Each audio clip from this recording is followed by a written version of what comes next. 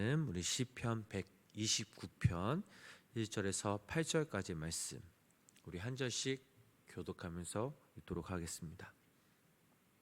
이스라엘은 이제 말하기를 그들이 내가 어릴 때부터 여러 번 나를 괴롭혔도다.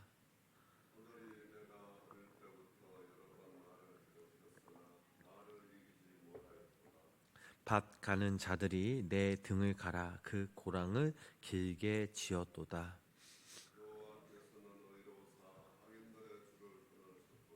무릇 시온을 미워하는 자들은 수치를 당하여 물러갈지어다.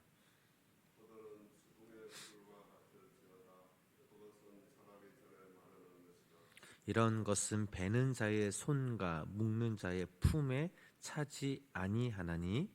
함께 읽겠습니다. 지나가는 자들도 여호와의 복이 너에게 있을지어다 하거나 우리가 여호와의 이름으로 너에게 축복한다 하지 아니하느니라. 아멘. 오늘도 이 새벽 하나님의 귀한 은혜와 사랑이 오늘 성도님들 삶 가운데 함께 하시기를 주님의 이름으로 간절히 축원합니다. 오늘 본문 말씀은 좀 어려운 시이죠. 그런데 우리가 이 말씀을 깊이 묵상하면 이스라엘의 고난 가운데 겪었던 그 고통들을 회상하면서 하나님을 찬양하는 시라라고 이렇게 할 수 있습니다. 우리 다시 한번 우리 1절 2절 말씀만 우리 함께 읽어보실까요? 1절 2절 말씀입니다. 자, 이스라엘은 이제 말하기를 그들이 내가 어릴 때부터 여러 번 나를 괴롭혔도다. 그들이 내가 어릴 때부터 여러 번 나를 괴롭혔으나 나를 이기지 못하였도다. 아멘. 자, 이 말씀은 예수님을 믿는 사람은 괴롭힘을 당하지만 절대 쓰러지지 않는다라는 사실이죠. 생각해 보면 이스라엘은 수많은 시련과 핍박을 받은 나라이죠. 애굽에서는 종살이를 겪어야만 했고 또 가나안 땅 정착 이후에도 애굽과 모압과 암몬과 블레셋, 시리아, 아수르, 바벨론 이런 여러 나라 또는 부족들에 의해 그 발에 계속해서 짓밟히면서 역사를 이어왔습니다. 강대국이 일어설 때마다 이스라엘을 짓밟았는데 이상하게도 이스라엘은 없어지지 않았습니다.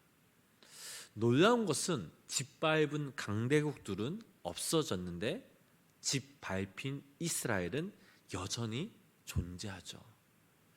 이것을 시편의 신앙 시인은 이스라엘은 이제 말하기를 그들이 내가 어릴 때부터 여러 번 나를 괴롭혔으나 나를 이기지 못하였도다 라고 이렇게 표현하고 있습니다.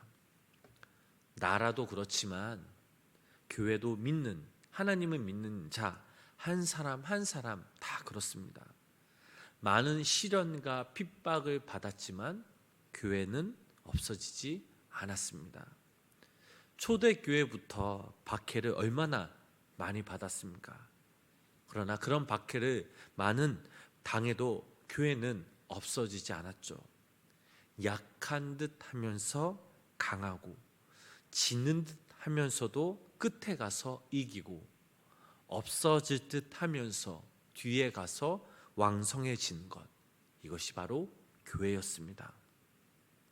개인적인 신앙의 역사도 보면 그렇습니다.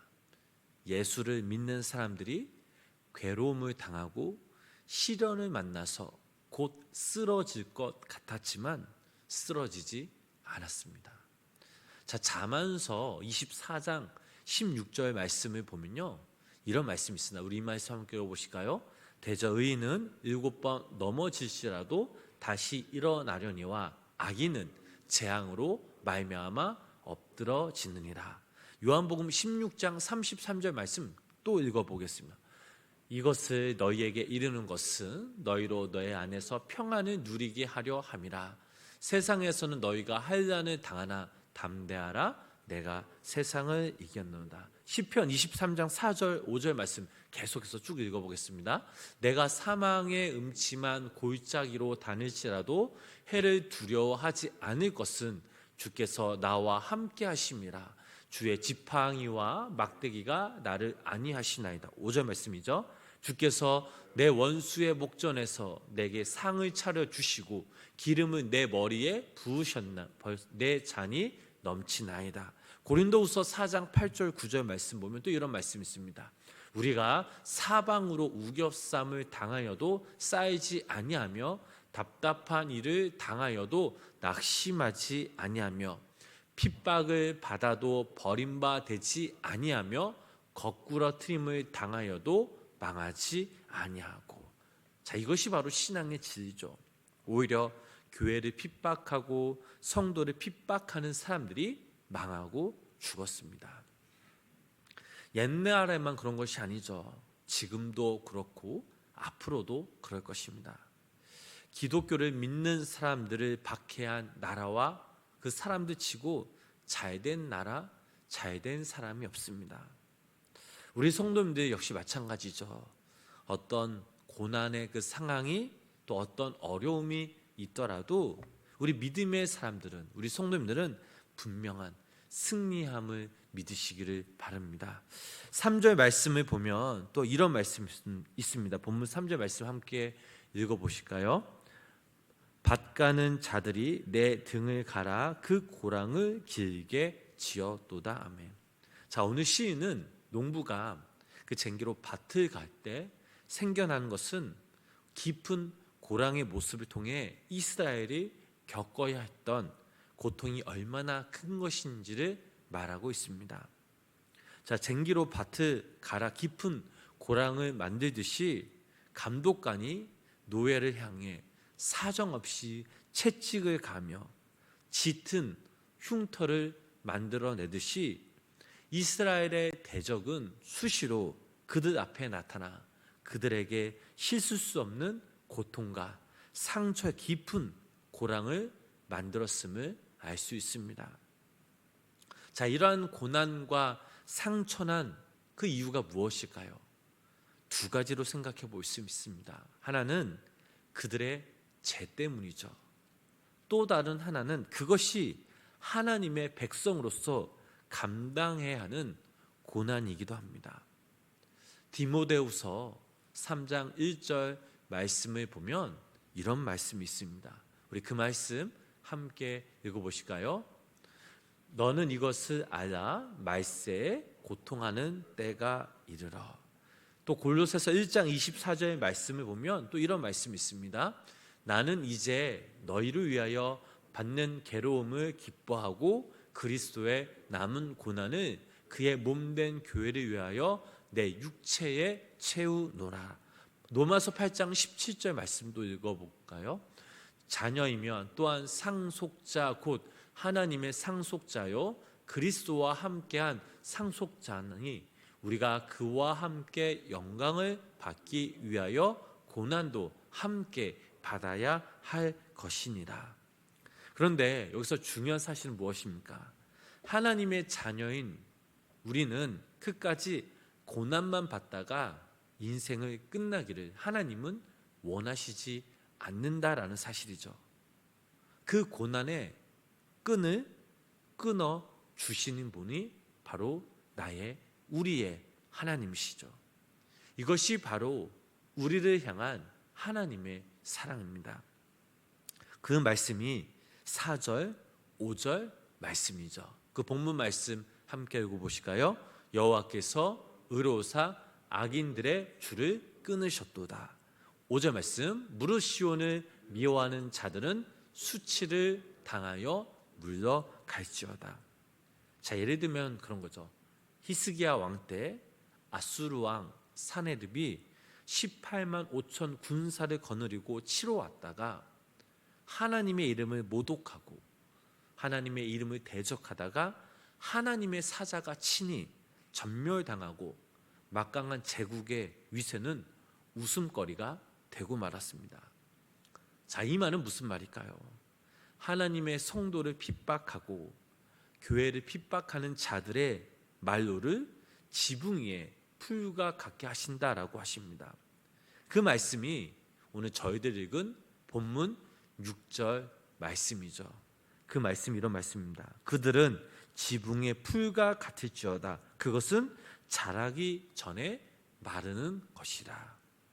지붕 위의 풀은 우리 성도님들이 잘 알다시피 뿌리가 깊지 못하기 때문에 잠깐 동안은 무성하다가 건기를 만나면 곧 시들어 버립니다.